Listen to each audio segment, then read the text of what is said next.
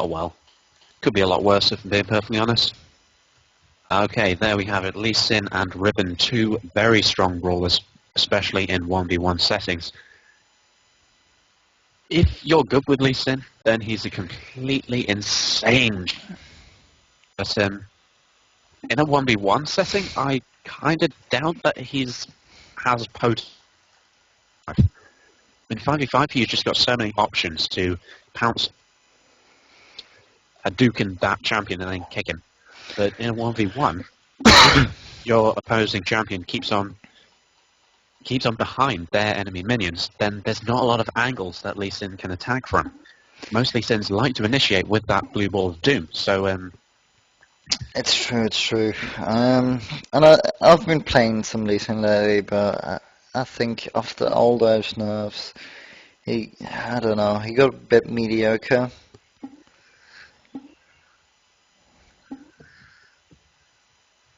okay, just waiting for Tibbs to press the big red go button. We're telling them to go. So they're going. Okay, that's good. Okay, right, game 2 of the upper bracket finals. Really quite looking forward to this. It'll be interesting to see what champions they end up picking.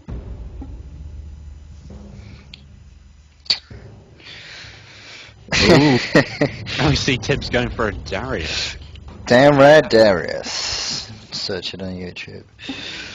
Okay, from what I've seen from Liv's bans and Tibbs's picks, Tibbs likes playing the solo top champions. Yeah, they're definitely worth it, because solo top is the lane way to sustain, have some damage, at least at a time certainly, and have that lane control. Absolutely. Tibbs is going forth and backwards between Pantheon and Darius. I think Darius is a better option in this particular setting, but Pantheon could work. Disagree. I think that in the setting of a 1v1, I think Pantheon's kit is a bit stronger.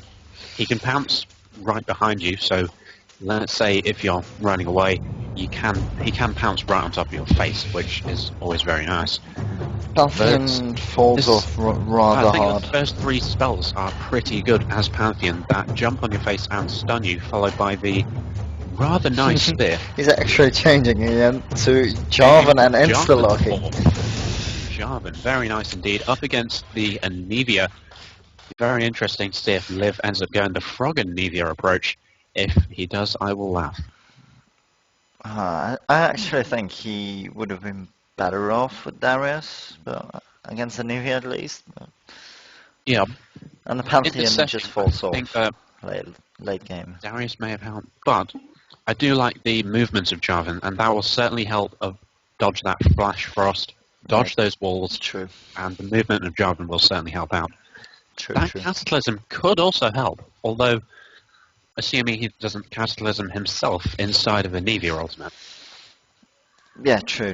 And the kill only counts when the egg is killed, or isn't up, for that matter. Okay, slight bit of news. There's a slight overlay right now on the stream. Could you remove it, please? I got it still on first, damn it. Let's see. What's the overlay? I don't know. There's. Sorry. There you go. What did you do? I didn't show them the band's effects. Oh dear. Oh well. Okay, it's all sorted. We're here now. You see Tibbs on the left, Liv on the right, playing the second game in the upper bracket finals of this 1v1 tournament. Yeah, they are definitely. Nian got just added me on as a friend on Ian Geist, and he PM'd me like, never mind now. So he's basically just my friend now because I fucked up. That's how I make friends, you know. That's an interesting friendship technique you have there. I know. See, I end up making friends with people by becoming their friend. Look now, he already loves me. Here's the proof, guys. Here's the proof. I don't know whether you can read it, but it's there. Anyway, John versus Anivia. I think The edge may end up going to Liv again. I don't know, man. Depends on stuns, I think. If you can get the stun on, it's definitely going to Liv feed. If Tibbs can dodge those stuns, certainly pre-6. And if he misses the stun and Jarvan gets close, it could be dangerous. Yeah, it would be interesting to see if Jarvan can actually use the banner knock-up combo. That's it. If it ends up going through a Flash Frost, that would be interesting to see. Definitely. But yeah, after level 6, when that ultimate goes up, he doesn't really need the stun to get the extra damage. Yeah. So then it becomes a little bit more difficult for Jarvan. But we'll see. Tip's still rolling the heal technique instead of the flash technique as Livid is doing. But we'll see what works out this way. Absolutely. So, this game will be going underway very shortly indeed. Oh, and both champions actually breaking out the skins. The Jack Stimmer skin not actually helping out in the last game. So the fact that both champions have a skin this time around means that the disadvantage of having a skin isn't present this time. And a bird of prey, and if you're already looking for his prey, which is this game probably the Jarvan, or is he becoming the prey himself? That depends. So Indeed. yeah, so we're in the game, and actually quite a surprising start from Menevia, going cloth armor 5 pots to the Jarvan, who has boots and 3 pots just like last game. It's quite a lot defensive, I think, but it's not a bad choice. Certainly with the armor against Jarvan and the extra health pots in combination to Jarvan.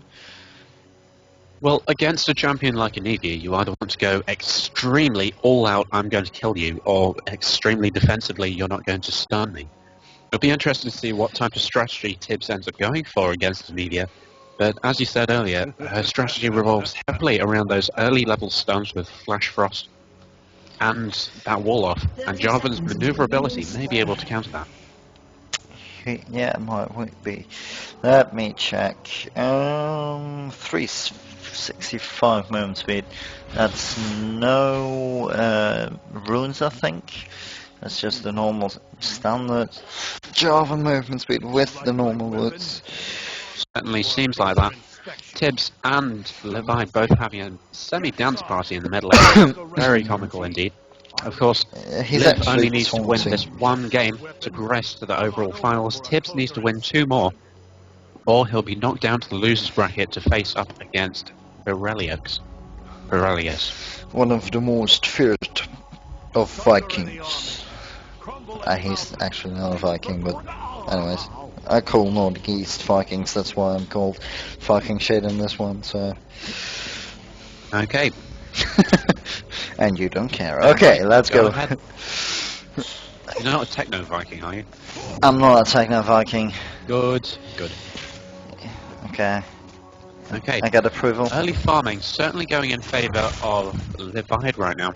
That, I think just the fact that Liv has ranged auto attacks, it just gives him so much of an advantage in this early stage of the game. Those auto attacks actually do a fair amount of damage to each other.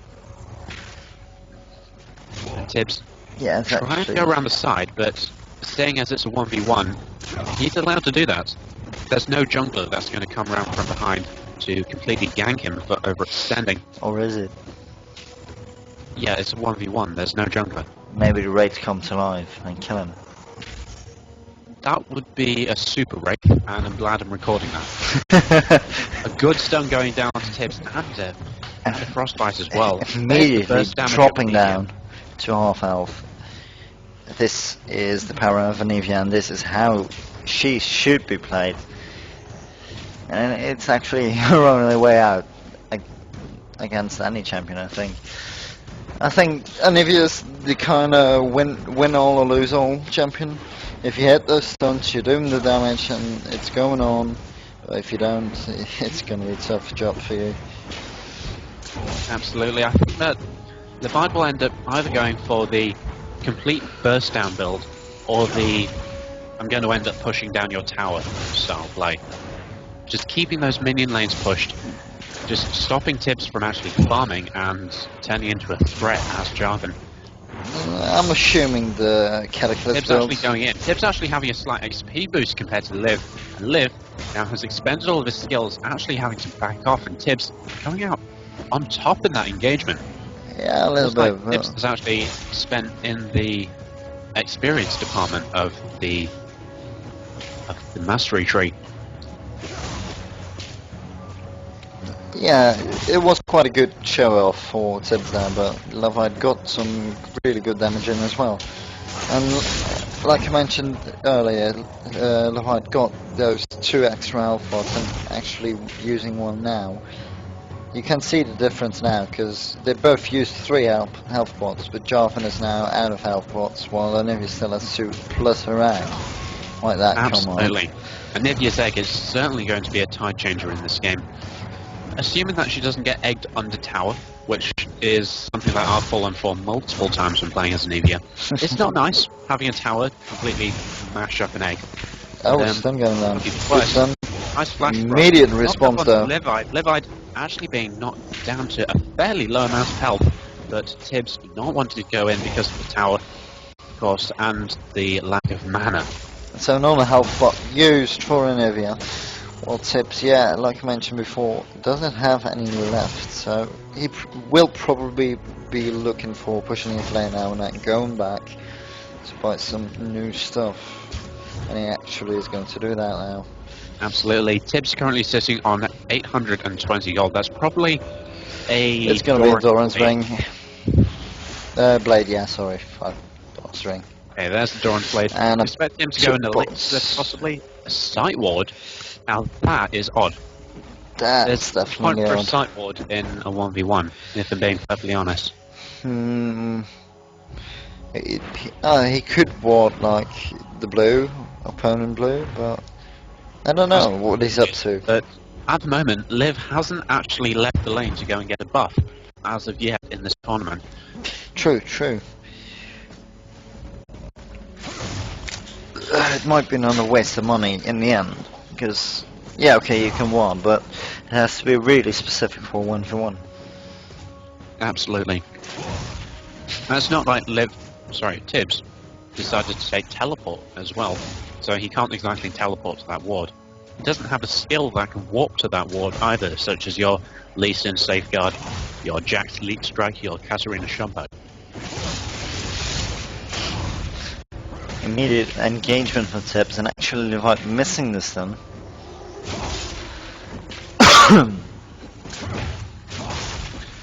Immediately. Tibbs actually in quite a strong position right now. He does have his ultimate before Anivia, but now Anivia has hers, and a fairly nice mana pool to try and use it.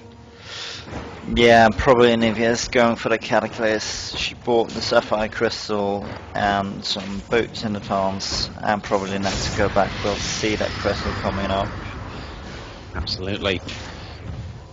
Anivia is one of those exceptionally mana-hungry champions. It seems like Liv just really quite like playing those mana-hungry champions, although then again I have only seen him play 2 games. We'll get to see another game from him tonight probably. If it's going to be tonight, I don't know how long these games will take, but the planning is we'll do it. We'll get to see both of these champions again. One of them we'll see next time round in the losers bracket final. The other one we'll see in the overall finals. And maybe both in the overall finals again. Indeed. It could happen. It just could happen. Nice stun onto Tibbs and a good flash frost as well with an auto attack. Nice amount of burst damage onto Tibbs. That frostbite It's actually level setting 7. at level 4 already. Max it out first. And actually doing some 300-ish damage right away. Tibbs Ignite goes down as well. Liv actually And first blood. There we have it. All the mana spells, all the summoner spells, but he got that first blood. That 400 extra gold, plus the free farming and tower pushing possibilities. That's This is a huge deal for Anivia. Right now. As soon as this tower's pushed, as soon as Tibbs has actually respawned, Actually, Clyde can recall, get a good item or two, and then come back into lane as a dominant presence. This is a huge amount of damage on that tower. Actually, second wave coming in right now. It doesn't look like the tower's actually going to go down. Liv is pushing the No. lane a little bit, but Not gone down. that tower will be reduced to a good 220 health. Yeah. I suppose this is where Heimerdinger would actually be a good champion, because you can stand next to your tower and heal it. Yeah, that's true, but I don't know. I don't think he would go this far against Jarvan. I've just got a bit of Heimerdinger love right now. Oh, It's actually jumping in on Levied right there, and taking a tower hit to boot as well. So, Levied is back in base, and has bought a chain vest. okay, that's different. It's definitely good against Jarvan, no doubt, though. It's certainly a counter-picking item right there. Getting a lot of armor against Jarvan, a predominantly AD champion, makes complete sense. And it could compensate for when Anivia gets egged. Anivia, of course, loses some magic resist and armor when she gets egged, so having a fair amount of armor would make her tanky even in egg form. Yeah, in the beginning she definitely does. I think the armor reduction actually gets negated in the end, but that's like high level. Not sure about this though. It's like you said, definitely a counter-picking item, even though she... Oh, nice stun, Oh, going nice down. stun at the tower. Nice wall as well. Tibbs actually taking a lot of damage. Liv A is lot giving of chase. damage. She will have cooldowns. A nice flash frost. Whew, She's not that's gonna close. That's really close. exceptionally close. One more tower hit would have secured it. A flash frost over the wall would have secured it. The tower's going down now, probably. But Could be the opportunity that Liv needs to push down that first tower yeah, and be ahead in both objectives of this game. it was kind of foolish from Sibs to get caught out there with the sun and the tower. I mean, he knows, and if he got that stun, and when he's at that close range, Levied isn't gonna miss him. So the tower probably will be pushed now. I don't know for certain. Nope, still Tibbs actually 100-ish goes back health. in on the Good stun. Ultimate coming up from Sibs. Levied, good wall. Ball. That wall was so Just good. creating that separation between Levied and Tibbs while that Demacia is down. Really nice wall, and it gives Levied the opportunity to go back, buy up some items, get a good mana hole back, and he'll be fine. He actually only bought pots. To be honest, that does actually make complete sense.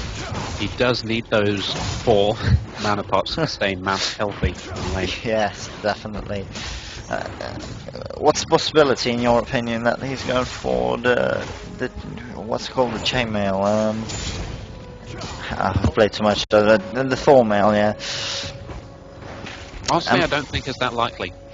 He got the 2 items, and it's definitely a good item against an only AD. I It mean, is a good item, but I think that it's partially overrated. I mean, granted, a Thornmail it's underrated. would shut down quite a bit of Tibbs, but It's quite underrated, actually. I haven't seen a Thor mail in normal games for ages. yeah. There's, granted, my competitive gaming experience has been leveling an account to 30, but I found that people always got, well, I say people always got, when people got Thornmail, they expected to do more than it actually did. The armor amount is nice, don't get me wrong, but I just don't think that the reflected damage is quite as useful.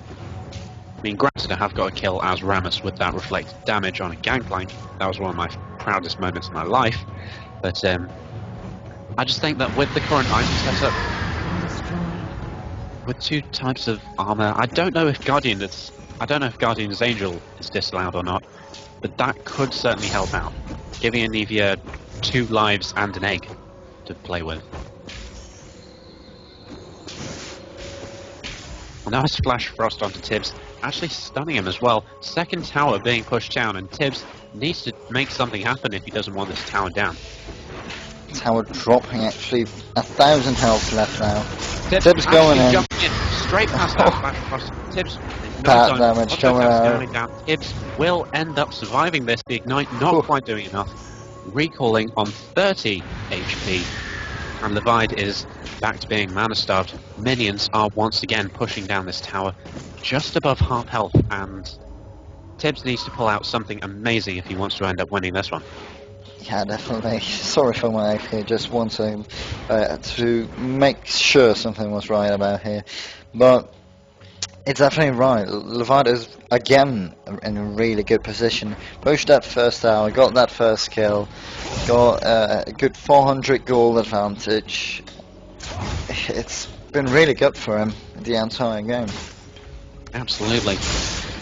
And it does look like Jarvan has been able to defend this minion wave with relative success. Minions-wise, it is in favour of Jarvan, but that first blood has turned Levide into a relatively unstoppable force. And I like what Levide has done with this. He's actually going for a Frozen Heart. That is a really good item on Anivia.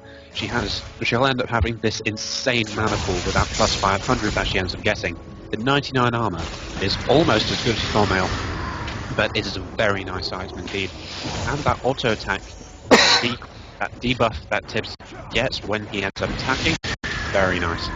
Tibbs actually taking a lot of harassment from the ultimate of Anivia. And from the tower for that matter. But don't forget the cooldown reduction as well, which is really good in Nivea. And everything is going down. Good wall once again. Back. He's just such a hero with these walls. And I think actually he got Axe still up, so even if he dies, it's only going to be the Axe. Yeah. And if Tibbs ends up diving onto tower to try and make it happen, ooh, a nice amount of damage on Flash Frost. Tibbs actually reduced to 300 health right now. Levide popping those mana pots, gonna try and make something happen. Actually going in onto Levide right now. This could be it for Tibbs. Hey. Second kill, yes. Yep, we have it. Second kill going on. It may even be the game if he starts pushing this. 2-0 26 seconds, yeah, it should be the game. This should be the game for Levide, which means he's going to win the upper bracket finals. Another minion wave behind him. It looks like tower down and GG.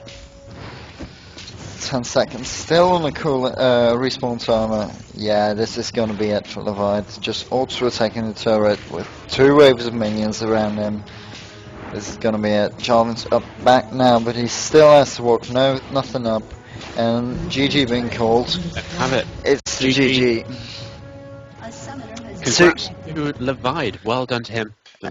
Beating Tibbs in the upper bracket finals of 1v1 tournament. A clear 2-0 victory. Absolutely.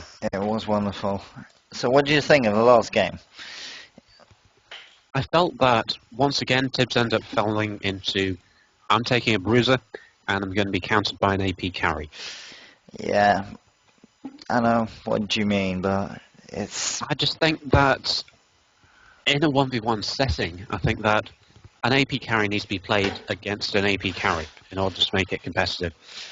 And a melee auto-attack bruiser that specializes in late-game AD items, it's going to be a challenge, even for the strongest of players, in order to make that work. I think Tibbs may have shot himself in the foot by picking Jax against Swain, and then picking Jarvan against Anivia. Granted, he didn't see what the other person was going to pick at the time. Yeah, but he still should have learned from the Swain game. You saw with the Jax, like he couldn't go in there to get those last hits to harass that because he was just getting so much ranged poke at the time as well. So I think at that point he should have said, okay, this isn't working. He's gonna go to range and he's harassing me to death. Let's pick another range for me as well, so I can compete in harassing as well. So, yeah, congratulations to Levide for progressing into the overall finals against a player which is yet undetermined. But for now, we have the losers bracket finals where Tibbs and Virelius will fight for that last spot in the overall finals. So, we will be back in like 5 or 10 minutes. We're going to make a quick break. You can look at my beautiful screen I've made. This is it in a couple of seconds. Yeah, this is it. Hotkeys don't work. Okay, great. Enjoy. Yeah, so enjoy. We'll be back in about 10 minutes. See you later soon.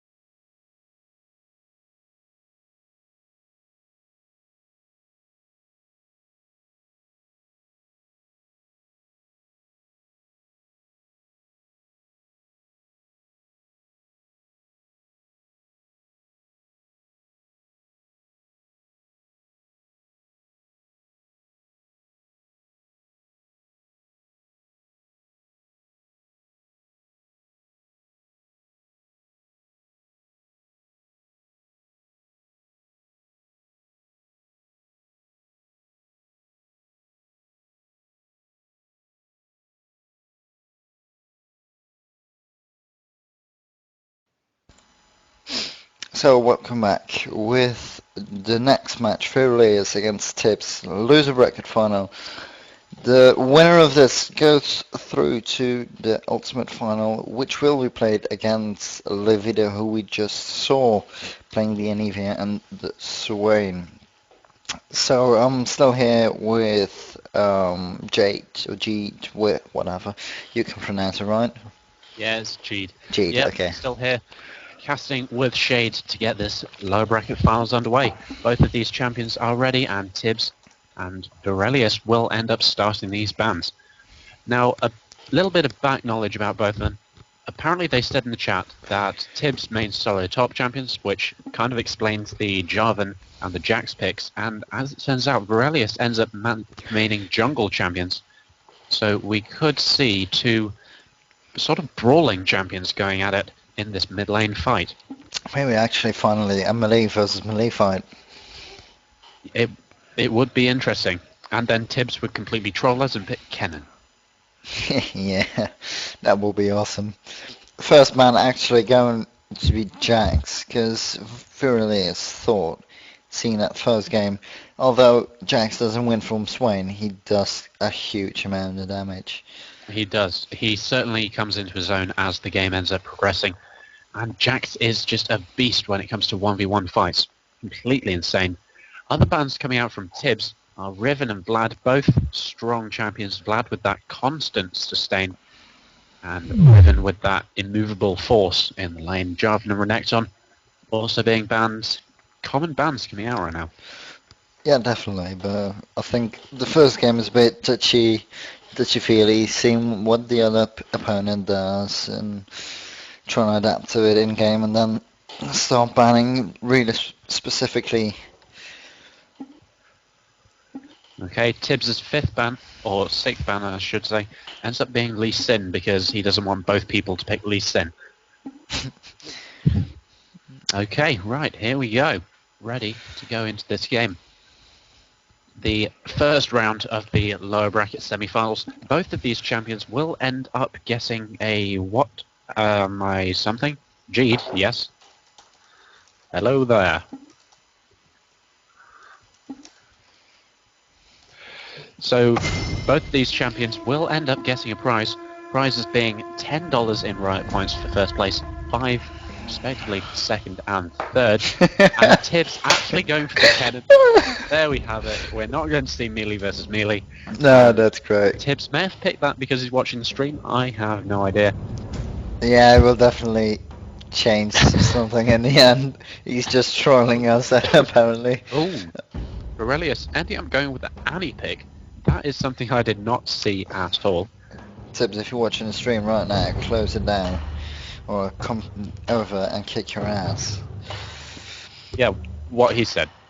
So, Aurelius ended up going with the Annie pick. That is an interesting choice. Annie, your standard burst down champion, and that Tibbers can hurt. I think everyone has been on the receiving end of a Tibbers that has knocked you for 6. That is a horrible maneuver to land on your face. But he's so cuddly. He is so cuddly. I'm not going to deny that he isn't cuddly, but he also wants to rip your face off. Yeah. Aurelius actually sticking with Annie. Oh, is Tibbs going for? Actually, swapping it up to the Talon. That is an interesting move. Talon is what's known as the AP counter, in that he can completely dive to an AP champion and start ripping the face off. But Tibbs actually going for that Nidalee. Nidalee is an interesting choice. He certainly won't be able to be moved from lane that easily, what with the constant heals. And once he hits 6, he can constantly harass Aurelius rather easily. Yeah, we talked about it in last game's recap, didn't we? Like all the good champions which could dominate a lane with poke and then pushing towers. And Nidalee is actually one of those. I'm kinda surprised if he would go the AD Nidalee this time, because against a ranged, it's definitely, I think, in my opinion at least, it's better to just go AP, get those spears in, and then finish it with the Cougar form. The Cougar form still scales tremendously with AP scaling. Absolutely. Those pouncers and fury swipes do have pretty good scaling, if not the best in the world. Well, it's not the best No. by that. I mean, they have decent scaling, but nothing too exceptional. No, But scaling. AP Nidalee, everyone knows from the Season 1 Hotshot GG reign of Nidalee, where those spears would fly across the map and end up skewering someone. Very fun times to watch if you're a spectator, but nowadays that's sort of fallen out of the metagame and people end up going for that AD Nidalee Bruiser style, the standard Warmogs and Atmas and Paler style Nidalee. Nidalee can do a lot of damage with that AD. Those auto attacks are going to hurt Annie if she ends up going AD. In fact, I'm just going to have a quick look at his rune page. We can find out once and for all if he's going AP or AD. Quick look at Tibbs91's rune page. He's called it AD counter, 9.6 physical damage and 24 armor. So he's looking to harass Annie a lot with his auto attacks and take minimal damage from the creeps that end up aggravating onto him. It's going to be an AD Nidalee.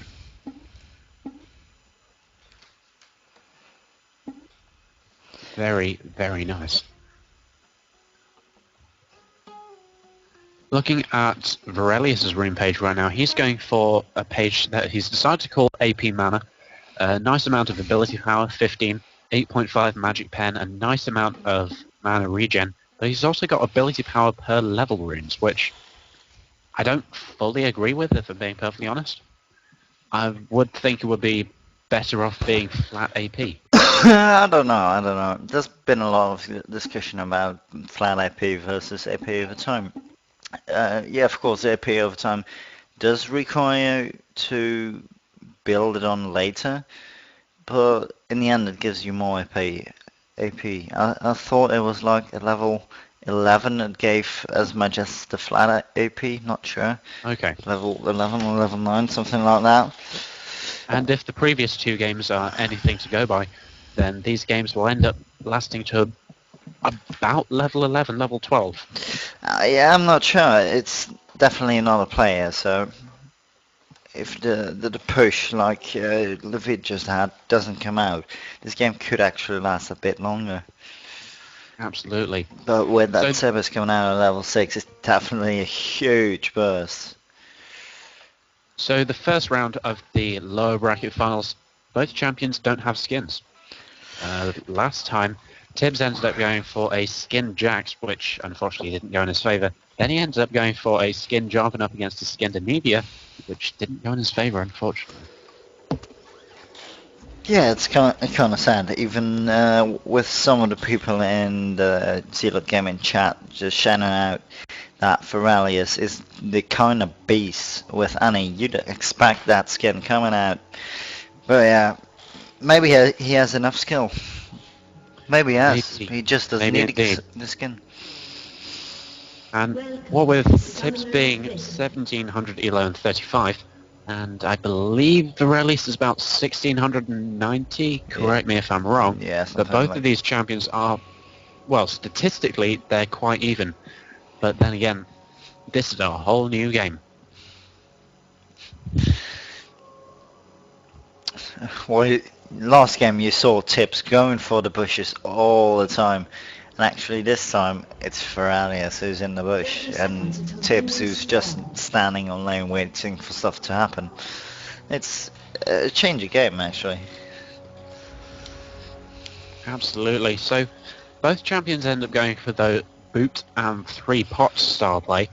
I do quite like that, if being perfectly honest. That maneuverability by both champions is very nice.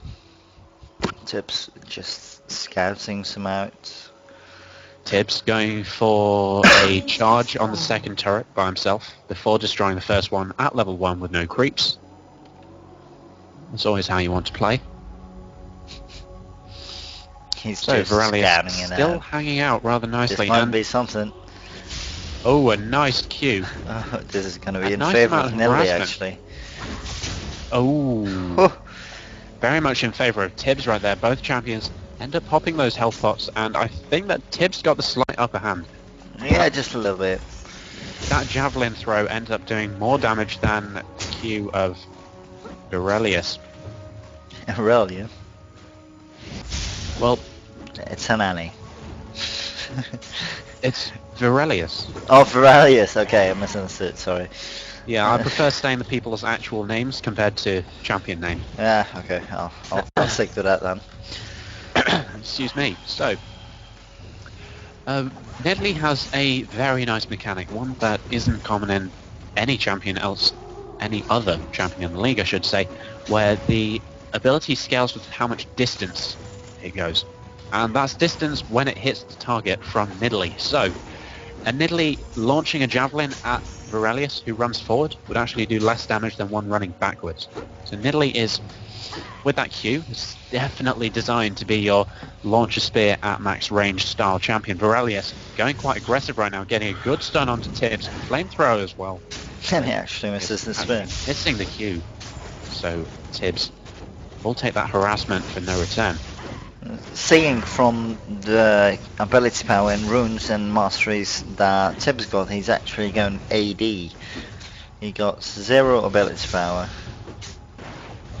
Well, yeah, I scouted out his mastery page just beforehand. I believe it had something along the lines of 15 additional attack damage with about 48 armor or something ridiculous. A large amount of armor. Which actually wouldn't help at all against an enemy build. It didn't help against it, but as I may have previously mentioned, I can't remember, if Tibbs ends up harassing Annie with auto attacks and those minions turn on him, then those minions won't be doing a lot of damage. Yeah, whatsoever. definitely. Kind of like a Fizz passive or an Amumu Tantrum passive. Yeah. Virelius actually having that stun, zoning out Tibbs rather nicely. Good stun and into flamethrower again. Tibbs actually mana starved right now, so it's not a lot he can do to harass. And he isn't leveling that harass, even he's just leveling his attack speed / heal. Yeah, So he'll certainly helping in the lane, but launching those speeds into a brush that no one's in is certainly not going to help out. Virelius getting the stun off once again, certainly utilising Annie's passive to its fullest extent, but Tibbs using a couple of auto attacks to harass back. Tibbs is down to 1 health pot right now. Virelius still has 2 of his, but Virelius doesn't have that much mana left. Granted, he has a fair amount compared to Tibbs, but Virelius needs to burn that combo quite a lot in order to do that burst damage down onto Tibbs. they got around the same mana, but with the passive of Annie, it's actually not the passive, but the passive on the fireball, regaining its mana if it's the last hit, that just not only gains so much last hits, but it also preserves mana really well. Absolutely. Virelius actually farming quite nicely. In fact, both champions are. They're both sitting round about the 30 minion mark. Quite even right now, although I may give the edge to Virelius just because Tibbs is constantly mana starved. He's only got enough for 1, maybe 2 abilities before he has to wait for more than cooldowns to get enough. Virelius has been poking down Tibbs rather nicely, but Tibbs has been pushing the lane rather nicely as well. So the first tower is down to about half health. Tibbs needs to keep on doing exactly what he's doing in order to push down this first turret. And what's quite interesting right now is that all of the purple team champions do end up having the slight advantage. Blue has not won a game yet, and I may end up giving the advantage to Tibbs. Both people actually hitting level 6 at the same time, so we could see a Tibbers. Oh, do we see a Tibbers? No, we don't see a Tibbers. It's actually very good from Virelius. He saw he wasn't going to make it. The Tibbers is the kind of thing you use to get that kill in, to really assure the kill, and not to like pop up just because you want to try something from full health to 0. Absolutely. Tibbers, I'm not looking at Tibbers. There we go, that's Tibbers. It's currently doing 225 magic damage, and on a Tibbs, who isn't Tibbers, with 30 magic resist, and this could be a nice turnaround by Tibbs, a good amount of harassment by Tibbs onto Virelius. This is going to be hard later on when Tibbs gets stunned by the Tibbers. Tibbs gets stunned by Tibbers, absolutely. Luckily, it isn't Tibbs. Absolutely. So Virelius has ended up choking down his last health pot, and now Nidalee will be able to out-sustain very nicely, seeing as she is the champion with that heal ability. And she's a good zoning technique with that potential threat of a javelin throw. Yeah, as long as she can keep her mana up, it's okay. But if she has to use all her mana to just use the heal, miss the spears, in the end, it's not going to go good. Yeah. But at this stage, Tibbs can just completely turn around, turn into Cougar form, and just harass for free, because, of course, True. mana costs are inexistent in Cougar form, and that's a pretty good way to conserve that mana and lay down some harassment and lane push at the same time. Both champions are doing relatively well. Both of them are actually 53, 54 creeps. This is a testament to Varelius, who has been tower farming for the majority of the game. Nicely farmed by him. It'll be interesting to see if he would be ahead, assuming that the minion wave stayed in the mid lane.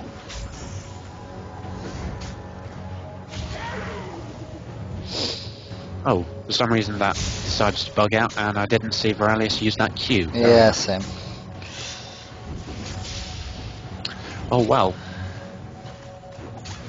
I'm expecting one of the champions will end up having to go back anytime soon. Varelius is actually hitting level 8 first, which is exceptionally interesting. Let's see what he's ending up skilling first. He's going for the Q first.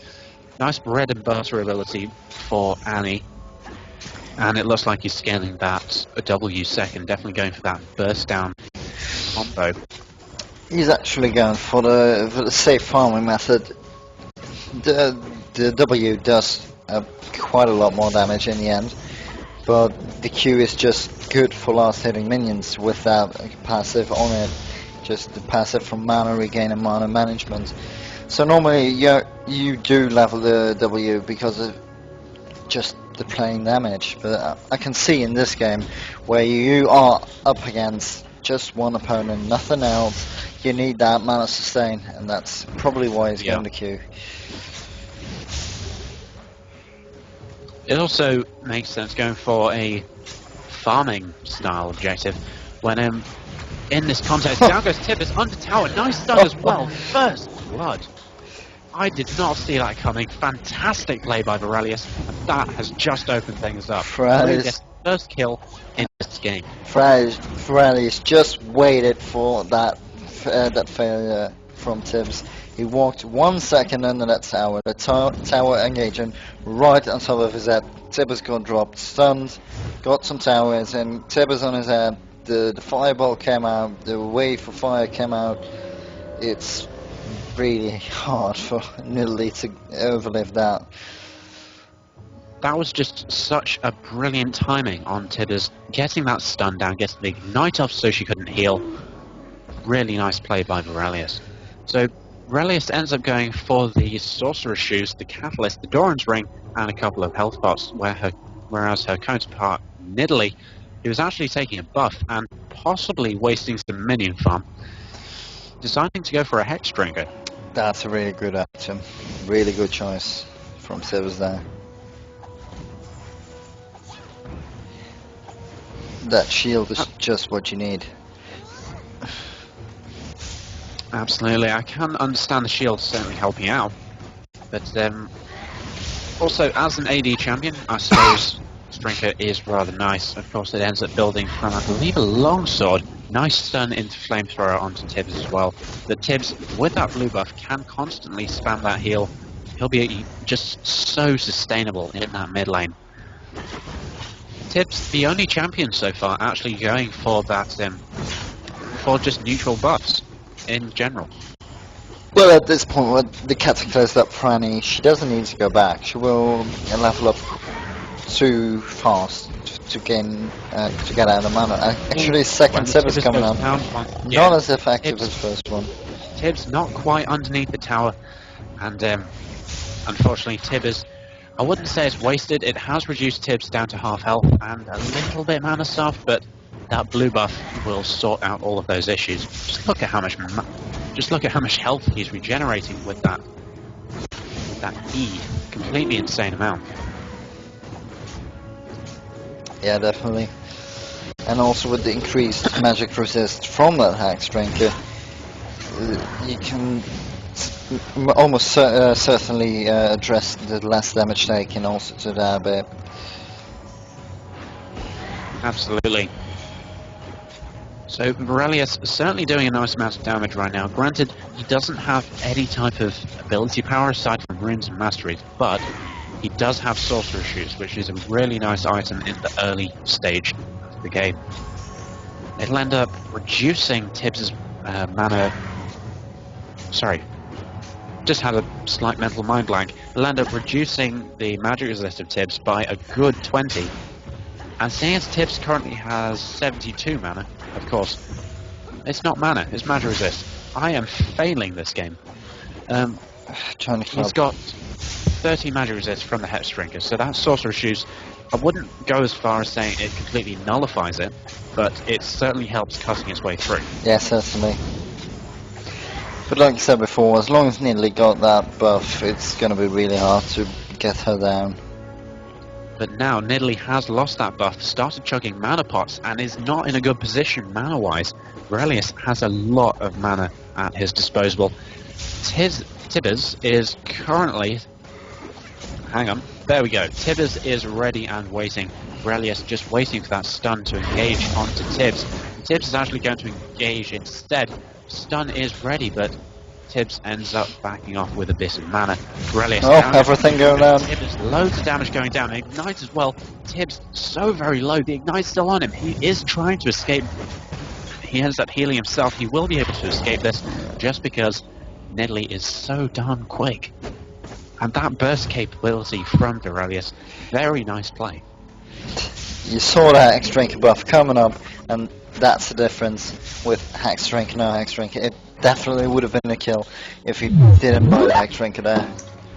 Absolutely. And this does not look like a tower down just yet. If Morelius can clean up this mini-wave quickly, then it would be. But Tibbers is going to take a tremendous amount. And a second wave. Yeah, it's actually tower down. My bad completely. The tower gets completely tanked by Tibbers. And Morelius is ahead in kills and towers. Tibbs not in a good place right now. Tibbers tank OP, I'm telling you. Absolutely. He comes down with a great big fireball crater and then just walks about tanking towers. That's life. Morelius now actually has a bit of ability power. Now he will start hurting Tibbs. Tibbs didn't actually buy any items when he went back. He just got a couple more health pots and mana pots, but just Morelius ending up coming back with a very nice 60 ability power. With that 20 magic penetration and whatever he has in runes and masteries, that is going to hurt a lot of Tibbs. Even that Q is doing a fair amount of damage. Well, he did level the Q first, so it's not... It should do damage, let's put it that way. Tower going down now, nothing Morelius could do against that increased attack speed. Available, and he does now. He has Tibbers in 5 seconds. He will be ready to engage very shortly. Just waiting on that stun. I don't think he will put it up.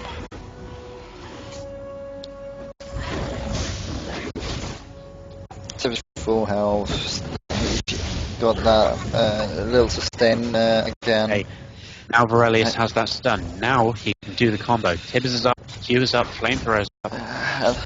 I don't think it will kill him though. There we go. No flashes, but not at all. Even with the flame, it wouldn't be a kill. The Hex Drinker didn't even pop off. Is it still on cooldown? No, it's off cooldown. So, if you look at the Hex Drinker... It's getting mana starved, a nice amount of damage from Flamethrower, but not a lot. If you look at a Mana Drinker, that's an 250 magic damage. Absolutely. Tibbs is getting harassed a lot right now. Health starved, mana starved, and Morelius is coming with mana and with health. This tower is getting pushed. It's not a good place for Tibbs to be. If Morelius cleans up this mini-wave very quickly, he's got another one and in as backup. He's just going to go on to Tibbs. Ignite goes down. Morelius taking tower damage. Ignite on Tibbs. He heals himself. He will be fine. Morelius wanting to go on this, but not a good place to be. They're just playing with balls, playing with steel, going on each other, 100 health at a time. But if he gets the tower down, it's GG. It doesn't. It might be even.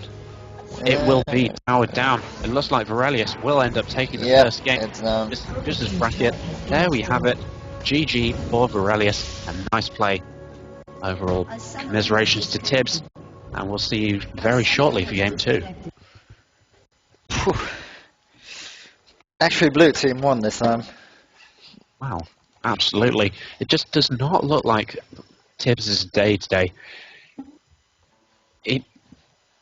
Tibbs hasn't had the best starts in the world. And he's been up against AP champions all the time so far.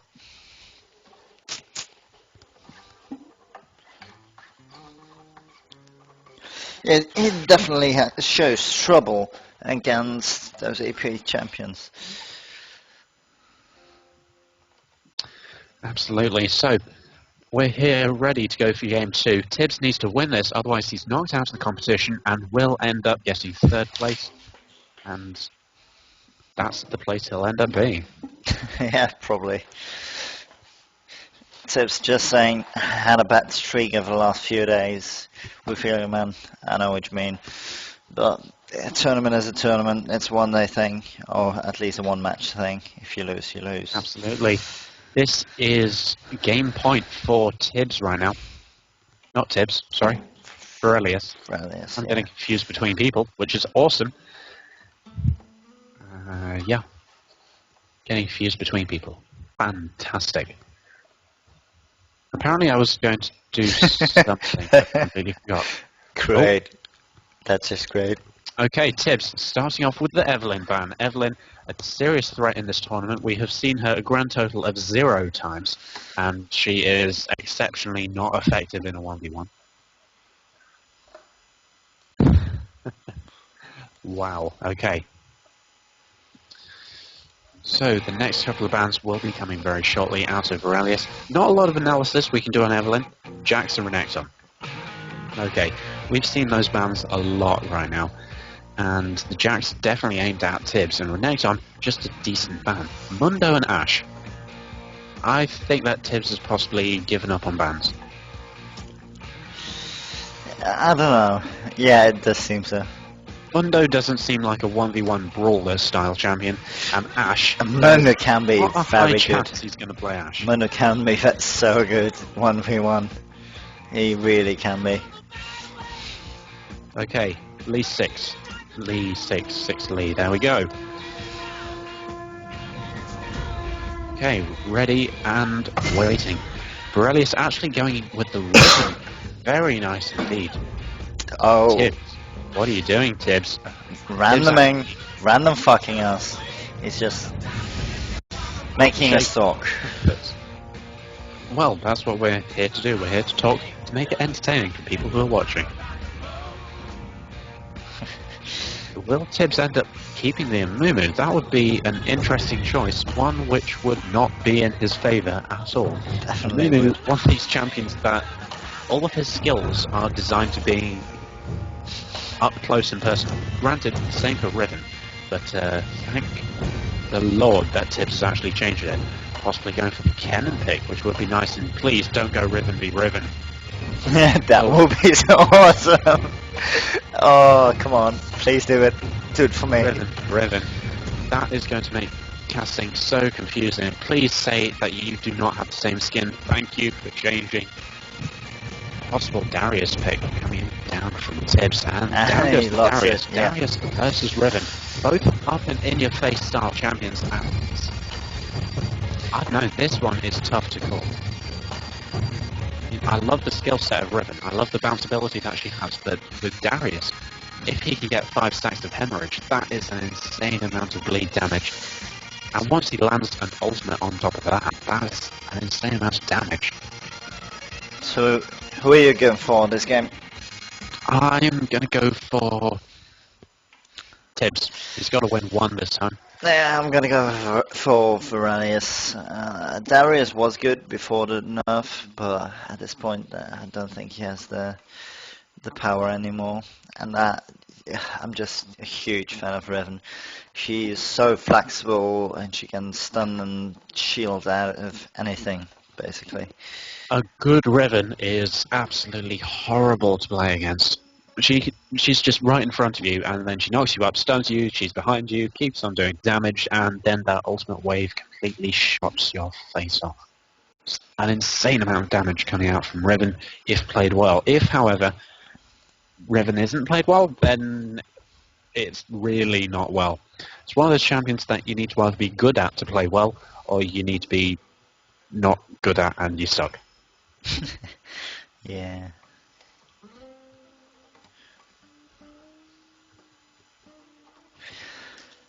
Oh, definitely huge fights coming up. For the first time, actually, 2 melee champions, so it's definitely going to be close in any other way.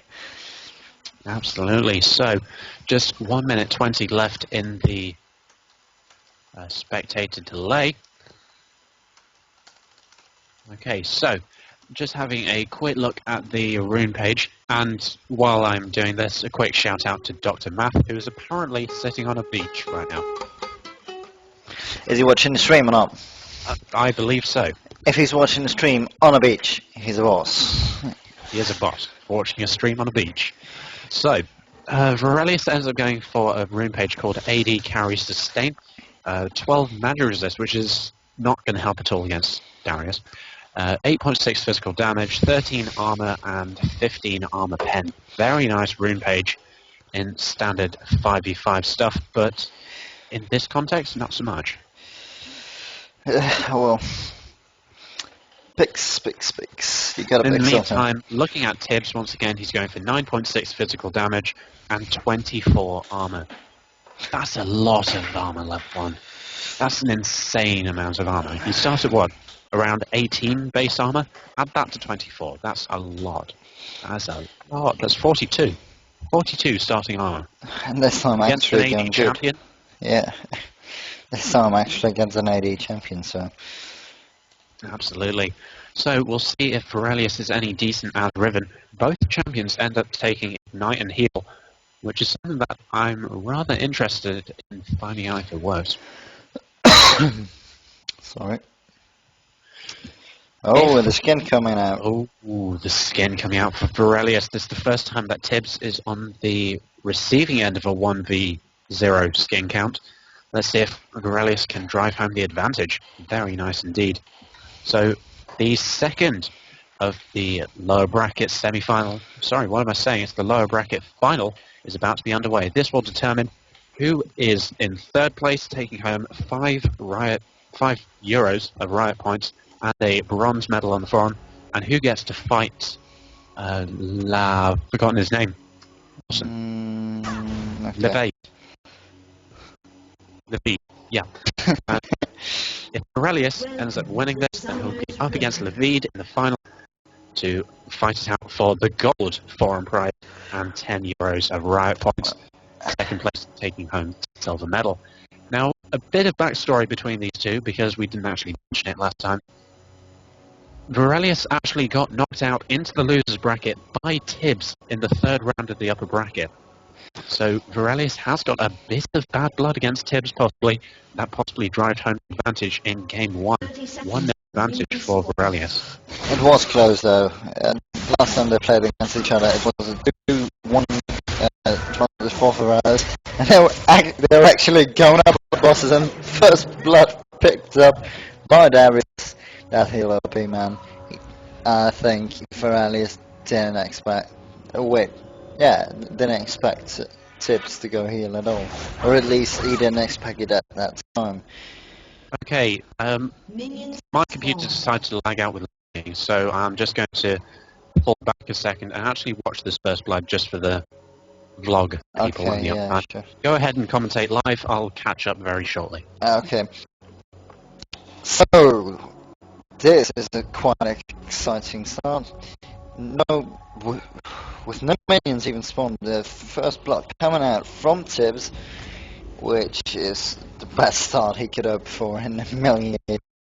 Getting that first blood right on top, getting the minions in right now, zoning Varelius actually. This is a dream start for the comeback from Tibbs. Absolutely, and I'm now live. That was a nice apprehend, followed into the spin to win, which I've forgotten the name of. I believe it's called Decimate, is it? Quick look, yes it is Decimate. This is a very nice advantage for Tibbs. And I believe in that first blood fight, it was that ignite that stopped Varus from utilising that heal to its fullest extent. Tibbs used that heal early, so when the ignite ended up going down, it did not nullify that heal. But when Varelius had an ignite on him, he just couldn't heal out of it, even if he wanted to. And to be honest, it was a clever play, saving that heal for the possible next engage. Varelius now down to tower farming, hoping for the best from this. If the last game is anything to go by, he's a pretty good tower farmer. Then again, he was playing as Annie that pretty much had a continual mana supply with that passive from Q. A nice apprehend onto 2 caster minions. That's how you want to play the game. Varelius now level 3. A bit of bleed from hemorrhage. Nothing too severe. 5 stacks of hemorrhage, then you need to start worrying. Then you actually see it on your health bar. Not a nice amount at all, but that you saw on your health bar just to do an insane amount of damage if you hit with the axe part of it. So much damage coming out. Trying to go in, but there's just not a lot he can do. To trade, Tibbs just has way too much armor. Only sitting on 80. Am I seeing that right? He started with the cloth armor as well. Yeah. 82 starting armor. Are you kidding me, Varelius? It's not Varelius, it's Tibbs. Varelius actually going in under tower as well, and Tibbs picks up a second. This match could be over before it even starts. 4 minutes in, 2 for 0, and Tibbs has double the gold compared to Varelius. Going so easy with Tibbs from now on. With the early kill and just breezing through it right now. He actually got exactly the same items at this point, but like mentioned before, Tibbs got that armor up in his room page as well. So absolutely. Riven having the same amount of items. Tibbs currently has 86 armor. Riven, who has not a lot of armor in her room page, currently sitting on 64. That is a big armor difference. That's a lot of damage reduction onto Tibbs, who has actually turned that armor reduce into a Ninja Tabi. Very nice item. Really good. Context. And going for that Doran's Blade after as well, that's an extra 10 damage, plus 8 health and 3 life steal. And Ninja Tabi is actually a really good item up against a Riven. Riven, whose passive ends up relying on deploying those stacks on Blade the Exile in auto attacks, forcing Varelius to end up auto attacking Tibbs, which will just be reduction in damage. And so much damage coming out. So much damage. That is insane. Varelius has been in lane for all of 15 seconds. He's already down to half health and already chugging some pots. I think this is certainly in the driving seat. I think this is going to be over as soon as Tibbs hits 6 and he gets him one turn. Absolutely. An apprehend into Decimate will just be insane. Varelius taunting, actually. That's great. We can nice Decimate. We can check an apprehend right now. Loads of damage onto Varelius, but Varelius bouncing enough to get away from it. Actually popping down the last health pot of his as well. Is he going back? Or not? He's just standing behind the tower doing nothing because he's so much damage. Going back. Granted, he could end up getting tower dive, but I wouldn't recommend it for seeing as well. It's under tower and could be taking a bit of damage, but Varelius couldn't have gone back, otherwise minions would have free push onto his turret. And of course, that's another objective in this game. First to 2 turrets or first to 3 kills. So if Varelius ended up going back, there would have been no defense for his turret. So it's not a good time to go back. Once this wave is cleared, then possibly it'll be a good time because he will have his own minion wave to compensate. Yeah, on the other hand, I don't think Varelius' main objective at this point is to save his turret, but rather to save his life. That is a good point. So Tibbs currently waiting for an opportunity to strike onto Varelius. Of course, he still has his Noxian Guillotine up and ready, but of course you don't want to initiate with that. There was actually a low-level Cho'Gath, as I saw the other day, who decided to initiate with Feast, Noxian Guillotine and an Ignite as well. Not a lot of damage and not a kill shot. That Noxian Guillotine will be on cooldown for quite some time. Aurelius actually surviving. Yeah, but still, it's a forcive action. Ferrelis probably has to go back the next time, and and Tibbs will get what What is Tibbs doing. Tibbs doing? Tibbs actually basically Great. Oh, Tibbs, you troll. Tibbs trying to make it a bit competitive. Tibbs actually mana-starved right now. If Aurelius had the... I don't know, if he had the skills, then he may be able to act on this, but all summoners are down, and Tibbs is a tad bit mana-starved. Possibly trying to make it a bit more competitive? I don't know. He was trying the same as with the first skill. He was trying to get the Ignite off before he could heal, but this time he wasn't in time. Yeah. So both champions are relatively low, but Tibbs, of course, having the damage reduction and just the bigger health bar is certainly benefiting from this. Tibbs actually has quite a low mana cost on that Decimate, so even though he looked relatively mana-starved, he still had enough for a Decimate, so if Aurelius ended up going in, that would have been one dead Riven and GG, because one wrong move from Aurelius, and he would have given up the game. Yeah, and Noxian Guillotine is actually back up again now. So nice end onto 3 minions. That's always what you want to do. Noxian Guillotine has 100 mana, so he can do it. It's the only thing he can do at this point, so I'm not sure what he's gonna do. And seeing as Noxian Guillotine ends up stacking with stacks on Hemorrhage as well. Oh, what's Tibbs doing? Tibbs could end up picking up a kill here, but minions may end up securing it. Tibbs being very cautious indeed. I suppose Aurelius may got it, but he just didn't have the... Oh, great! Stunning before the ultimate. That was just a deceptive amount of health. Nice play by Aurelius, utilising that shield to its fullest extent as well. And Tibbs ends up expending that Noxian Guillotine.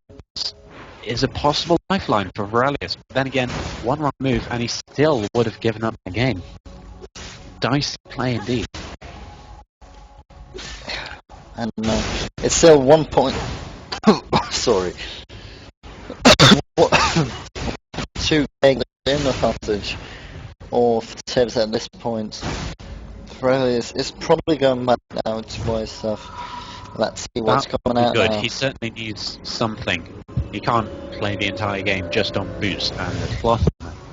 So Darius ends up going back and picking up a Phage. That's quite a nice item. Possibly to turn into a frozen mallet. That would make sense on Tibbs, I suppose. At some point, yeah. Aurelius bouncing out of the gate with style.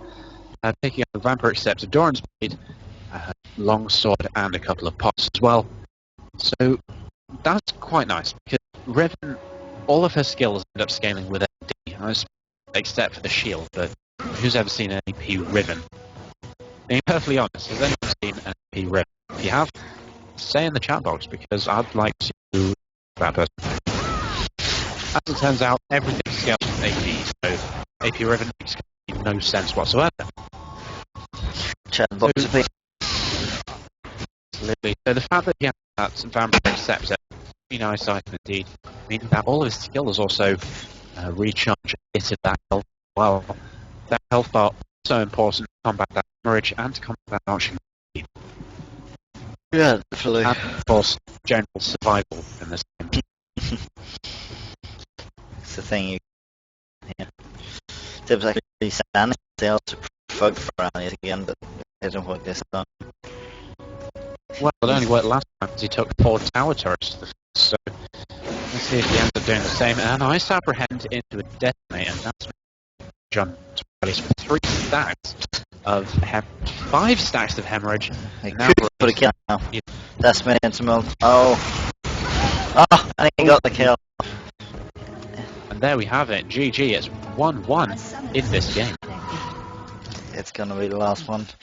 It's gonna be a strange one. Actually, with the troll bans coming out from Tibbs, we were like, yeah, this isn't gonna happen anymore. He's given up. But then coming back so strong with the Darius, just amazing. Yeah. As it turns out, I had a missed call from one of my real-life friends while that game was going on, which is fantastic. You have friends, okay? Hi. Just messing with you. And you know it. Oh, as it turns out, everyone likes TSM on my thread. That's, no. Not good. Not good in the slightest.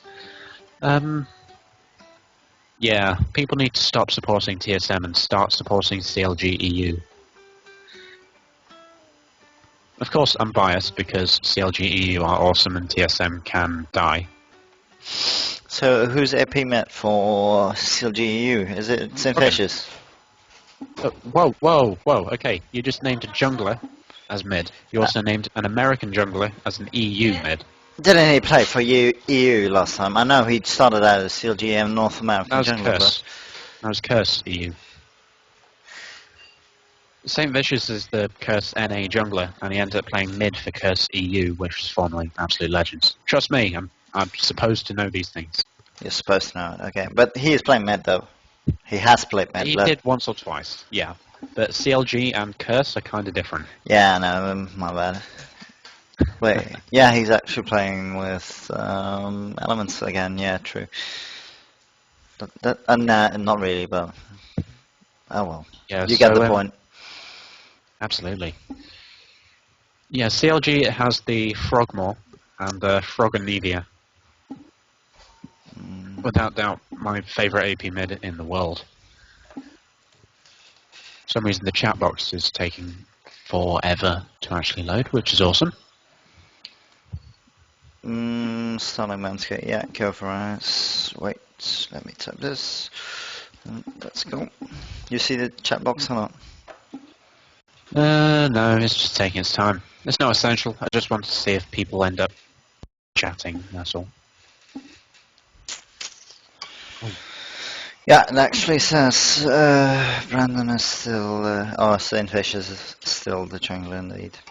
But he did play AP mid on several high scaling tournaments.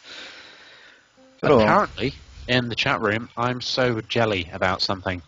Talkie, if you care to elaborate on that point, I would appreciate it. Who's jelly? Me, about something. Wait, let me pop out this chat box. Pop out chat box. Okay, so while you're doing that and messing about with what your viewers are watching, the first ban ends up being Jax. Very nice indeed. Jax is, well, standard ban, to be honest. Yeah, against Jam it is is. better than Jelly. Zeiss, you have a point because Jam is Jam and Jelly is Jelly. Jam is not equal to Jelly. Says be trolling, man. Don't listen to him. What? What am I doing now? No, you didn't, size. Tease. Yeah. I feel like saying so does sorrow, but I don't know. Don't know what the difference is. Okay. At Neogoth, jam is what you put on toast. Jelly is a dessert that you have with ice cream. I hope that explains it. Americans end up calling the toast version the ice cream version and stuff like that. Yeah. Americans are weird. They take my words and muddle them up. Sorry, I just had to. Unless I'm American, just stuff whatever in your mouth. Okay, that was a quote from Zeiss, by the way. Who else? Come on. Of course. This is actually a relatively entertaining chat box now. It's getting awkward though. Ended up regressing. Okay, Tibbs ends up banning Soraka and Taric. Tibbs then goes on to ban Lulu or Leona, whichever one Aurelius wants.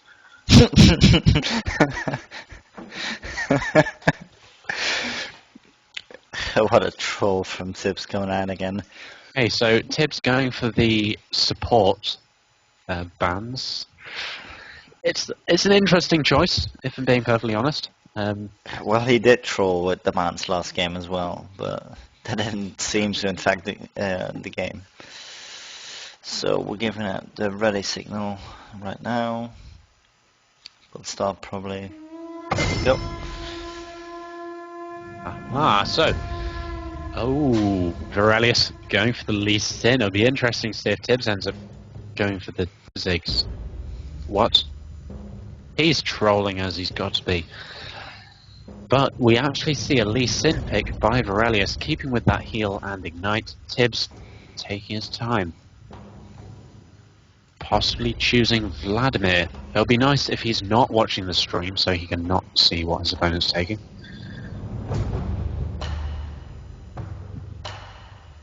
Tibbs 91, what are you going for? Well, you're just deciding about that. I'm going to have a quick look at Virelius' chosen rune page. He's going for a standard rune page called Lee Sin. Very nice indeed. 12 magic resist, which up against Vladimir actually makes sense this time. 12 physical damage, 13 armor and 5 armor pen. Nice values indeed. But has Tibbs ends up changing from the Vladimir? No. Hang on. Is he locked in the Vladimir? Nope. And he disconnects. He's gone. Okay. Okay. Okay, Slash and the other one G-quit. left as well. Slash G quit, slash G kick. Absolutely. We've played too much WoW, definitely. To be honest, I haven't. I just watched The Guild. Lol. That's funny. So funny. So I'm not sure what's going on at this point. Let me Hang on. Wait, Going on. who is logged into the Zealot Gaming thing right now? Because I am. someone is just saying both om nom nom. Oh, it's you. Yeah. So you're saying living on a prayer then? Awesome. Yeah. Obviously, come on.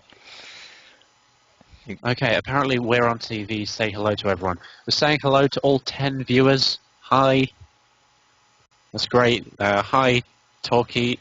Talkie, you don't get to say hi back. Come on, that's not how it works.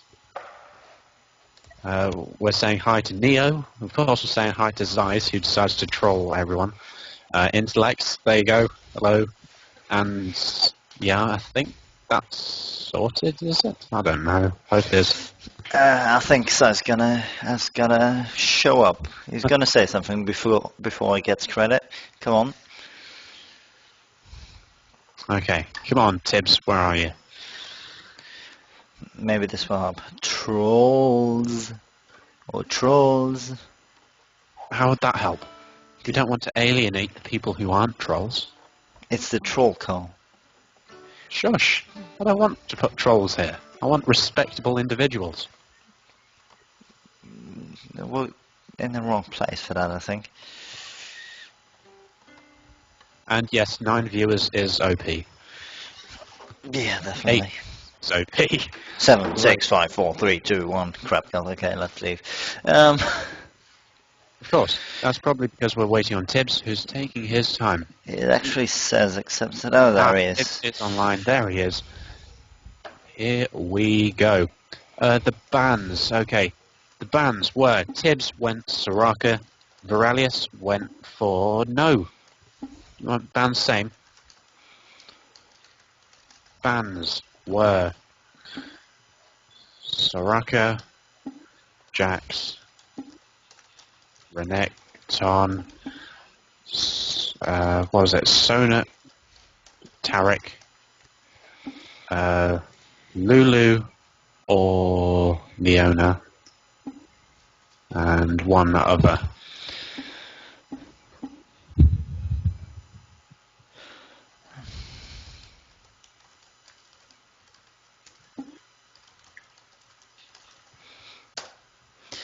Okay.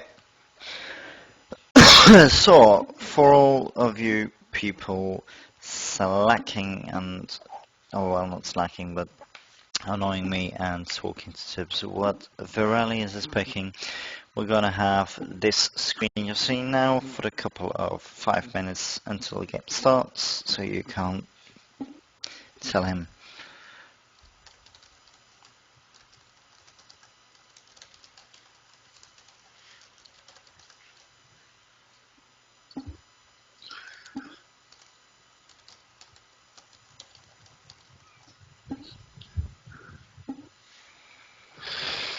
Okay, so just a reminder for you people, this is the lower bracket finals. Both people are currently sitting on 1 game apiece. This is the last of the best of 3. Whoever wins this will end up facing Lin... I keep on forgetting this person's name. I'm sorry, I shouldn't do this.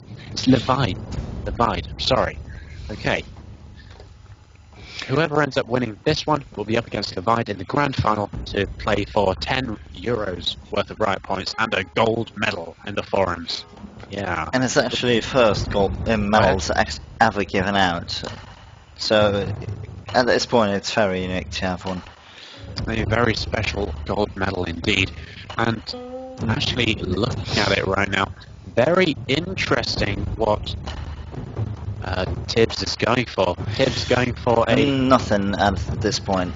a rather interesting champion. But we can't tell you yet. You people will be surprised by because it's Tibbs, and of course he'll end up doing this. Virelius going for a decent champion as well.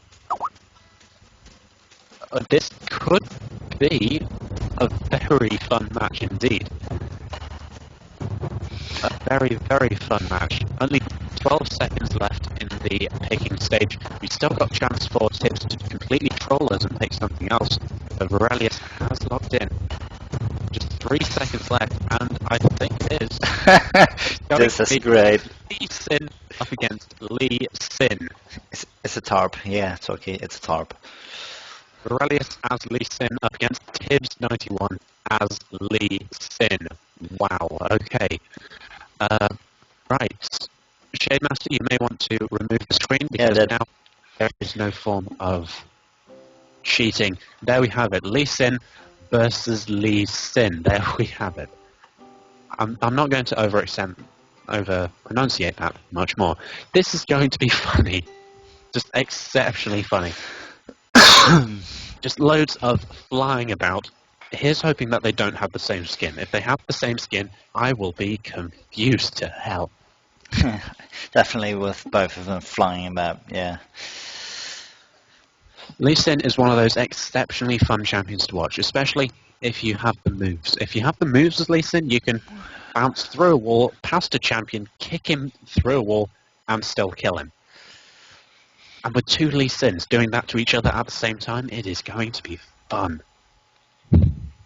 Rumor says that Virelius actually goes through all with the newest skin Lee Sin got, but we got 2 minutes to find that out.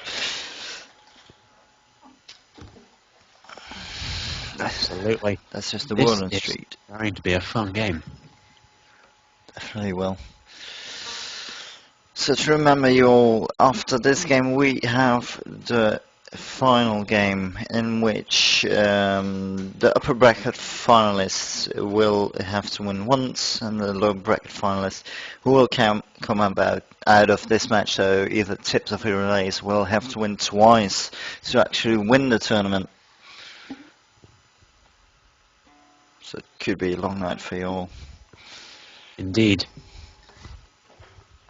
So, just 1 minute left in the spectator time. I'm going to have a quick look at the rune page. I expect Virelius is going to be the same. I expect he's going for the Lee Sin page. Yes, he is. 12 physical damage, 13 armor, 12 magic resist, and 15 armor pen. And on the other side of the coin, let's have a quick look at Tibbs's rune page as well. Quick look, he's going for his AD counter page, the one that proved so successful as Darius, the 9.6 physical damage and 24 armor. Tibbs certainly looking to be the more aggressive of the 2 champions. Yeah, at this point certainly.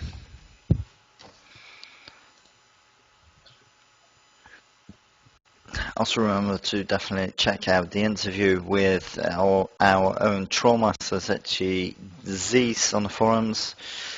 No one has spammed this on the forums yet, so I'm gonna do it.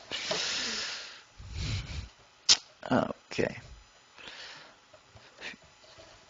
Oh, I did that ages ago. Yeah, but spam. But yeah, spam. Spam. Good old spam. But I don't like your Justin side of it. I want the Twitch. There we go. Twitch. Less than Justin. Oh. It's a matter of fact.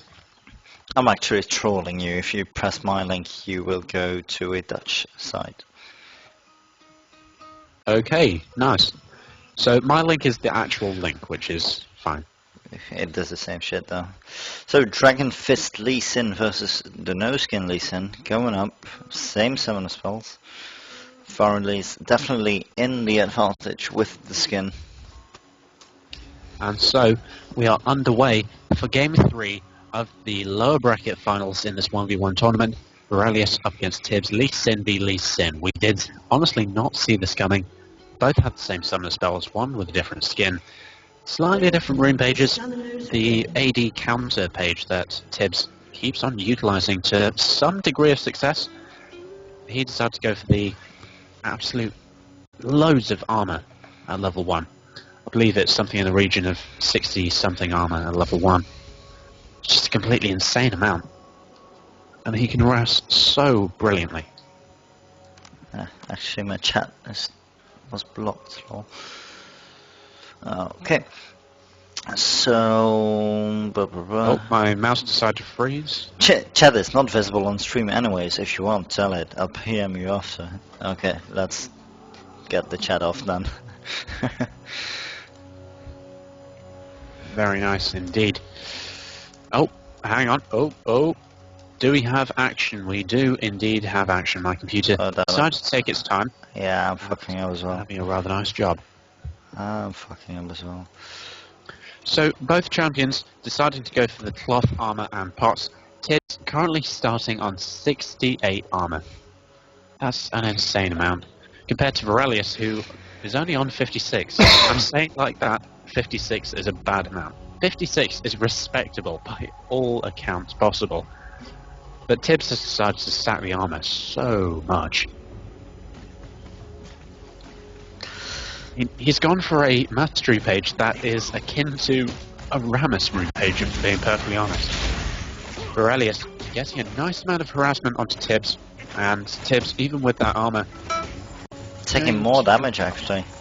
He is indeed. Aurelius. In fact, both people are currently farming the same, but then again, there has only been one creep wave, so it's quite difficult to talk about farming at this early stage of the game. Aurelius just missing that out. Blue balls flying everywhere. Blue ball slows coming out, then the other dashes, the shield dash is coming out to level 3 probably.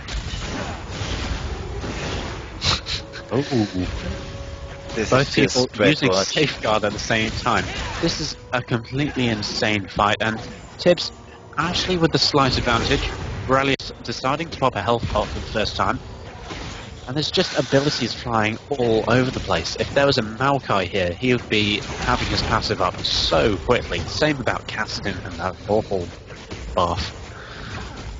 Abilities just flying about all over the place, just so constantly. It's actually quite difficult to commentate about it because so much is happening at the same time. One Lee Sin jumps in, the other one does as well. Oh, look at that, he jumps about. At this point though, Tibbs is getting more harassing, more last hits in definitely, and he's pushing lane, so... Absolutely. Aurelius having quite a nice job in trying to push down this lane. Oh, a nice harassment onto Tibbs. Tibbs not in a good place right now, but the slow did go down onto Aurelius rather than Tibbs. And Tibbs popping the second health potion. Blue Ball of Doom just missing. Tibbs could be going in on this. In fact, Aurelius as well. Aurelius doing a nice amount of poke damage, but Tibbs ends up just being so sustainable. Has a good amount of health pots, actually down to 2 right now. And Tibbs is actually losing this engagement by quite a bit. That attack damage and armor pen, certainly an advantage for Varelius. Yeah, Tibbs also did miss quite a lot of skill shots there. Yeah. Definitely with Wow. Lee Sin, the engage is definitely something you want to do with your Q, or at least the follow-up. And if you don't hit that like 2 or 3 times in a row, it isn't beneficial for your gameplay. And that was very nice play by Varelius, if I'm being perfectly honest. He did just whack down an ignite onto Tibbs just before he used Summoner Heal. Brilliant play cutting down that heal. Nice job. Varelius currently has 11 armor penetration plus 10%. That is a shed load of armor penetration, reducing his armor to about 45 of that 16. Actually, hang on. Tibbs is currently on 81 armor. So, what does that mean? No, 71 armor. Take off 11, that means 60. Take off an additional 10%, he's down to 54. Suddenly that stack in armor doesn't seem too great. That is probably a reason why Tibbs is struggling so far. Yeah, definitely. That plus just the general thing that...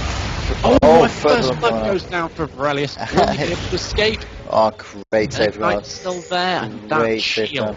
God. And actually the pen going off on Varelius. Varelius escaping with 20 health. That is clutchly a sim play. He's the first one to get his Dragon Kick of Doom. Tibbs is still level 5. Nice job by Varelius to force that early game kill. Tibbs deciding to go back and get a Vampiric Scepter, very nice sustainable item, whereas in the meantime, Varelius deciding to go for health pots and a Doran's Blade. I think, yeah, I think actually it was quite clever what Tibbs did, but he just didn't get away with it. He went forward, then got hit by a Q, and then safeguarded back under his tower, so Varelius would take a lot of tower hits. And, but unfortunately, he took much damage as well, with that armor penetration and all the other spells of Varelius going off. Absolutely. And just a little side note, Varelius... Hang on.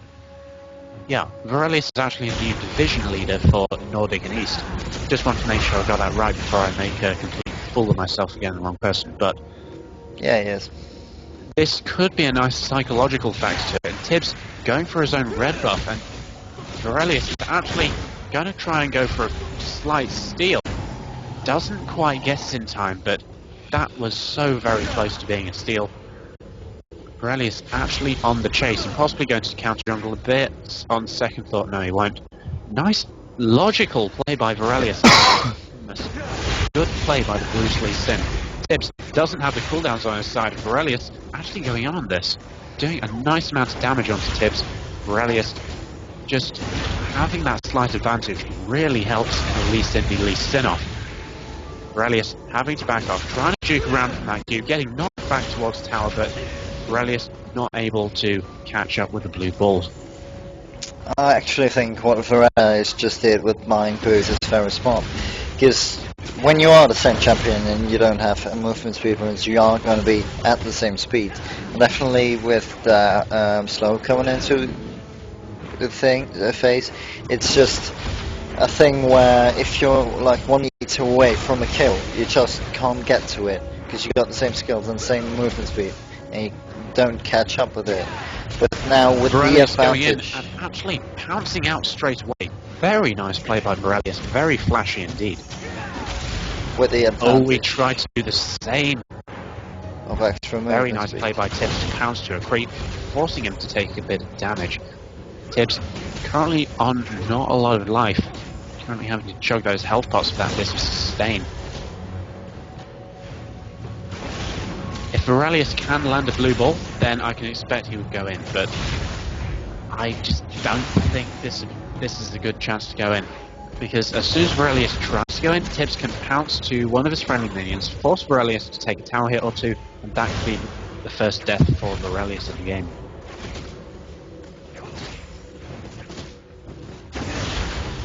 Very interesting matchup right now. And Tibbs actually going into Varelius. Varelius going down. Both Lee Sins kicking each other to the opposite turret at the same time. Ignite ticking down, and that makes it 1-1. Tibbs is back into this one.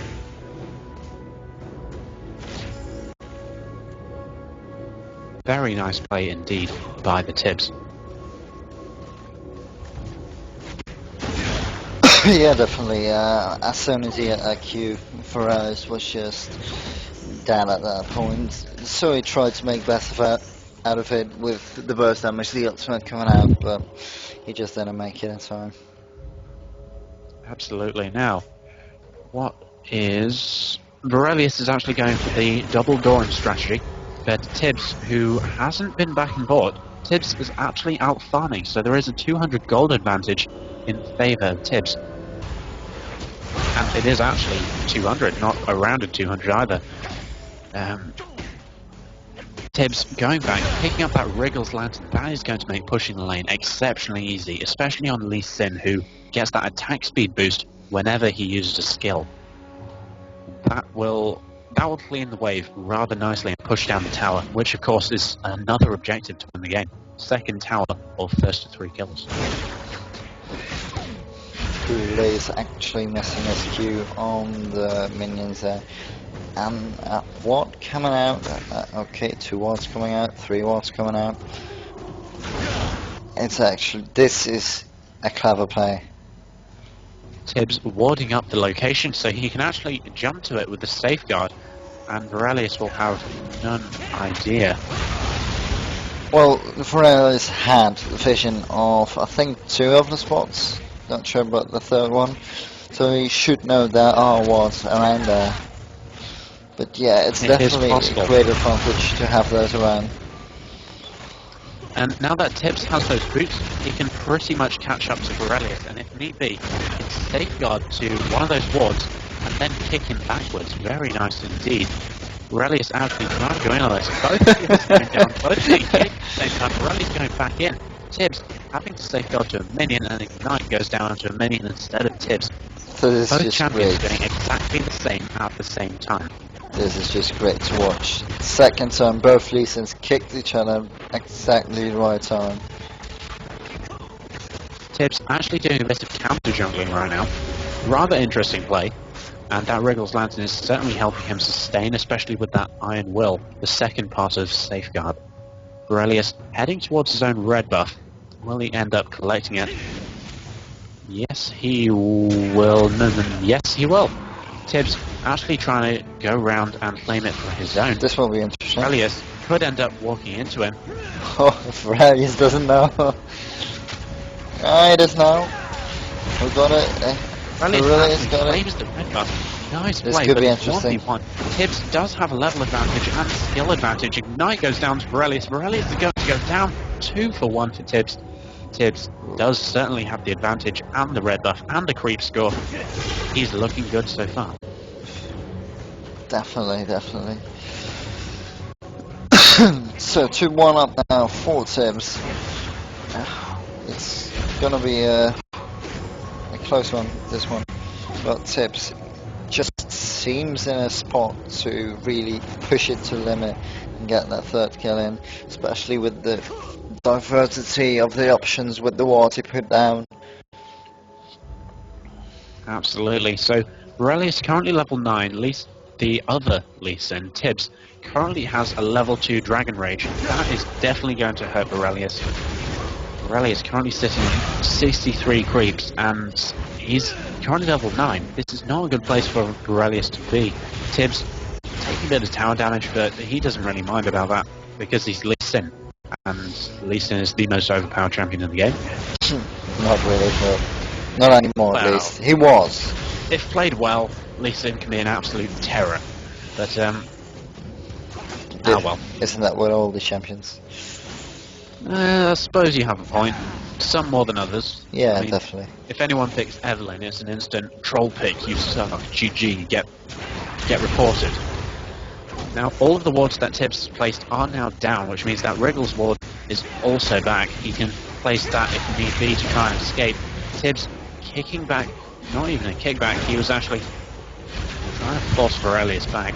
Both Lee Sins do have their kick. Borelius trying to go in on this. Tibbs taking a fair amount of poke damage and having to choke his final health pot, possibly going to end up going back after jungling this creep camp. No, he's just going to genuinely go back. Oh, Tibbs actually going in on this. Blue ball by Varelius actually picking up a minion instead of actually Tibbs. It's a great game to watch though, because of all the Lee Sins flying around. It's a quick game, quick action going on. Both Lee Sins kicking each other at the same time. It's a Mania. Varelius is still 2 levels underneath Tibbs right now, and Tibbs is doing rather well in keeping Varelius that low. He's zoning out rather nicely. Whenever he goes into the he's harassing him quite nicely. Although, it will take a lot to actually burst each other down. Both champions are level 11 and 12. And let's see how much gold they have in hand. They currently have 750 and 1600 respectively. So, Tibbs has enough for a decent part of an item. Varelius has enough for a little part of an item. I just don't think it'll be easy for either one of them to get the items needed to destroy each other with ease. I think that'll take a good case of serious outplay for one of them to outsmart the other and pick up one of those kills. Well, they've definitely shown to play with ball sometimes, so I think some spectacular things could go happen. Absolutely. Tibbs currently safeguarding rather nicely. Let's have a quick look at what people are skilling first. That is, if I could click on them and they stop bouncing about. Varelius practicing the Q, followed up by the safeguard. Tibbs practicing the Q, followed up by the safeguard with 2 points in cripple. Yep. It's pretty much exactly the same when it comes to iteming their champions and skilling them as well. You could say that it's almost a pure skill fight. You could say this. Lee Sin v Lee Sin is the closest thing I can think of in a game of LoL when it comes to a skill fight. But, yeah, there are so many other variables such as runes, masteries. If we ended up doing a 1v1 tournament where we picked a single champion and you weren't allowed any runes or masteries, then that would be a skill fight. Yeah, but in comparison, I mean, they have the same champions, about the same runes, about the same masteries, same build, same summoners. Yeah. They're not so much different. Yes, they are a little bit, but Tibbs and Varelius just going to town on each other, both of them quite low on energy, and whenever I play Lee Sin I can never seem to dump my energy quick enough.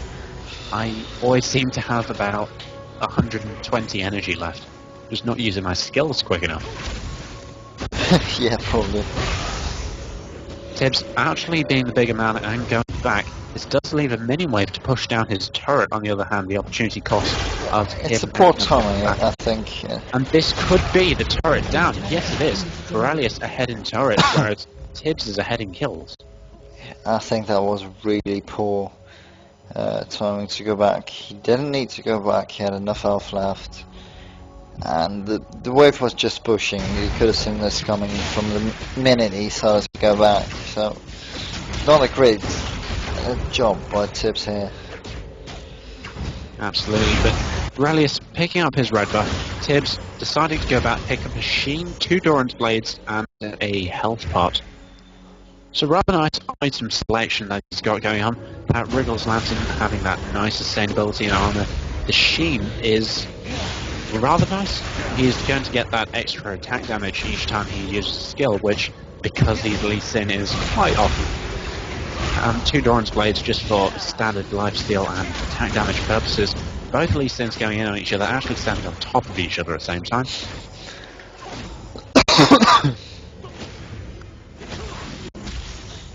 You know, what I would like to see is if both Lee Sins queue each other, then they kick each other away, and then they second queue each other again. Yeah, that would be fun. That would be awesome.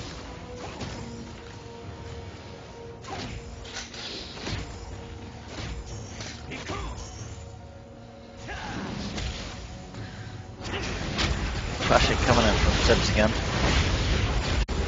Getting some resin on for Alias. Now, this could actually be the first long game that we have going on. Tibbs just waiting for a mistake for Varelius to claim that victory, but Varelius possibly playing the long game right now, waiting for Tibbs to eventually have to go back to push down a turret or two. Or two, yeah. Well, I'd say that. It's a figure of speech, just go with that. Go with the flow, yeah. But as you can see, the first tower for Varelius is quite low as well. As soon as he has to go back in either due to too low health or at a slightly pushing way, I think Absolutely. Tibbs can just take it easily. Tibbs actually has a lot of lifesteal going on right now, and that Iron Will is such a bread and butter ability for both Lee Sin champions. Varelius actually going in, Tibbs getting slowed down due to red buff and missing his own cube. Nice amount of lifesteal, and shields are just constantly popping. If there's a statistic for amount of spells used in a game, I would like to see this. Yeah, definitely. It's just bouncing everywhere, it's like a game of Pong.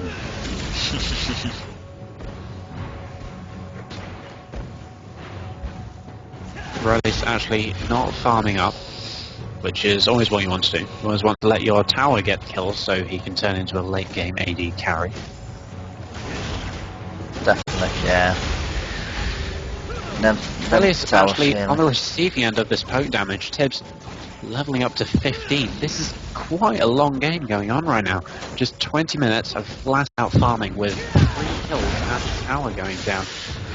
This is where the tower is getting hit and probably goes down. Absolutely. Not a lot Varelius can do to stop this, and Varelius trying to make something happen, but Tibbs ends up pushing down that turret. Yeah. Both second turrets are exposed, and Tibbs still needs just 1 kill to pick up the victory. This was just the example of a 1v1 in lane Wriggles Lantern pushing power. You can see how easily Tibbs pushes his lane in contradiction to Varelius. And he just doesn't care, he just pushes the tower down to 50%. Absolutely. One more minion wave like that, and it's going to be tough for Varelius to hold it. In fact, he doesn't have a second minion wave incoming. Tibbs is pushing down his minion wave quite nicely. Varelius is actually on the receiving end of this as well. Tibbs could end up going in on this. It would be This quite could be game interesting to see. actually, if he plays it right. If he plays it right. No, it's not going to happen this mini wave, but the next mini wave is going to be horrible for Varelius, seeing as this creep wave is going to be destroyed by Tibbs once he gets onto it, but Varelius has to go back at some point to pick up an item, but once he does, that tower's going down. He's got 3,000 gold to spend. 3,000 and unable to spend it because he's currently babysitting a turret.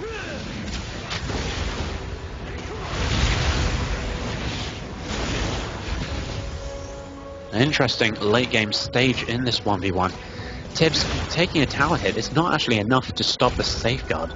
Has he leveled up safe? If that is a caster minion.